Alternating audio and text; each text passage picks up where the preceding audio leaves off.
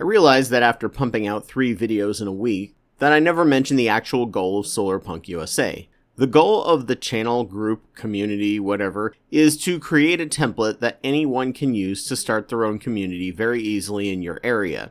My goal is for multiple communities to pop up in every town, interconnected as an organization so that all parts of Solarpunk are being handled by at least one of the communities. If this were to happen, there would be ready-made community if someone moves somewhere else, or are just in town for an extended period of time.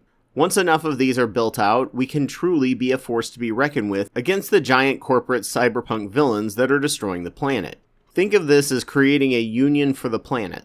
This might be a lofty goal, but all I can do is put the information out there. It's up to all of you to actually do something in your area with it.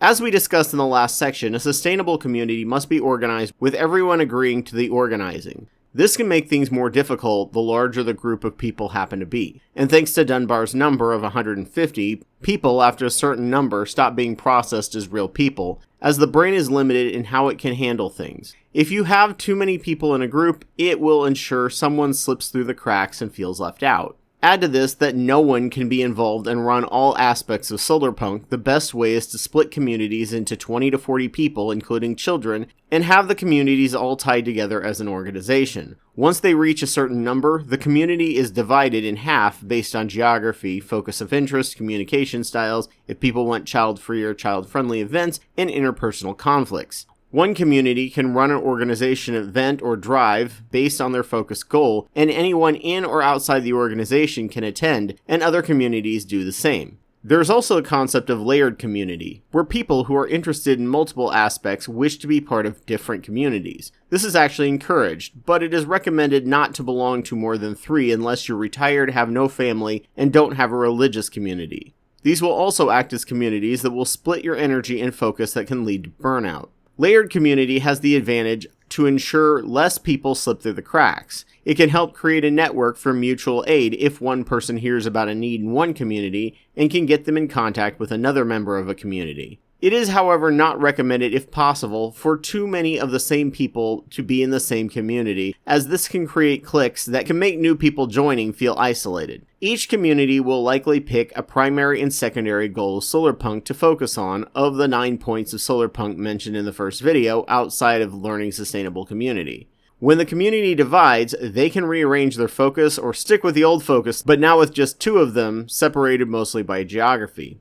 Events will consist of planning meetings, community events, which are mostly targeted at people in the community, but also can include people wanting to try out the community before they join, and organizational events that can host anyone for greater education, outreach, networking, and potential fundraising, which are all essential forms of activism. To make community work, everyone must be engaged in the community. That means there must be a way for visitors to easily transition into a decision maker and planner in the community. If they can't, they will lose interest and lack any sense of ownership. Engagement is based on effort, not results. If someone is sick or disabled or overworked and underpaid, the community collectively should do whatever they can to ensure they make the events as tailored toward their members' schedules as possible, which is another advantage of limiting the number of people in a community. Having an online option for most events should always be available so people who travel a lot or are homebound can still engage. But everyone must engage and be part of the decision-making process. If not, it becomes a hierarchy and dies. Dividing communities should not be viewed as a negative but a positive. You can still be in contact with and even hang out with people that were in the community beforehand. Also, if there are multiple communities in the area, you can be in one of them together within the layered communities. Dividing is always good because any disagreement in terms of ideas and motions or just personality clashes can be better put up with and set aside for the time being, because with the next division, the dynamics shift entirely. The more communities in an area, the more effective your local organization will be, and the more aspects of Solarpunk can be worked on and covered. Growing and dividing creates more opportunities and resources for everyone in the organization of communities.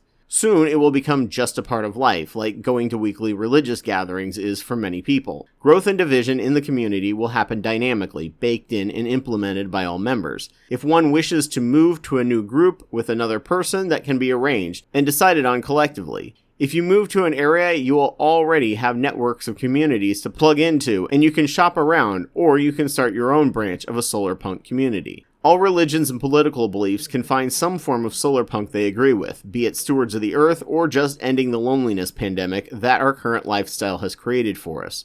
There are also so many people who do not have great social skills that can get much needed practice in these groups, making them more socially robust. If we can make this work, loneliness should not be something many people struggle with as much, and working together toward a greater goal will make us all feel more united and part of something bigger. Next, we will discuss how to start a new Solarpunk community, which might be quite nerve-wracking if you've never done anything like this before, but because everyone is required to participate and there is no one person in charge, it will be a lot easier than you think.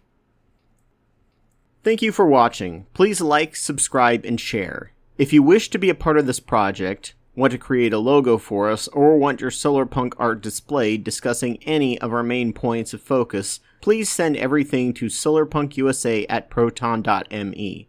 There is also a Patreon link for my main channel if you like what I'm doing. For the first section involving community building, this channel will be run directly by myself. After that point, I hope to make this a collaborative project with many people involved, including voice, information, and editing, to make this a robust channel that can spread and grow.